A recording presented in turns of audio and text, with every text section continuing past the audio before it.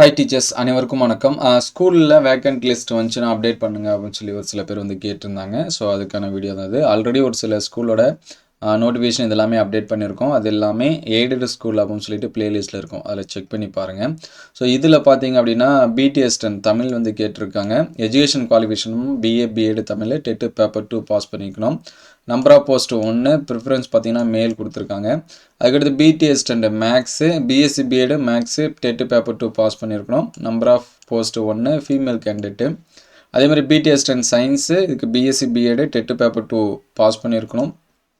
Post 1 male candidate கேட்டிருக்காங்க. அதேமாதிரி drawing teacher TTC pass கேட்டிருக்காங்க. நம்பர் ஆஃப் போஸ்ட் வந்து 1 ஃபீமேல் கேண்டிடேட் வந்து கேட்டிருக்காங்க. அதுக்கடுத்து ஸ்கூல் நேம் பார்த்திங்க அப்படின்னா இகேஎம் அப்துல் கனி மதராசா இஸ்லாமியா ஹை ஸ்கூல் ஈரோடு.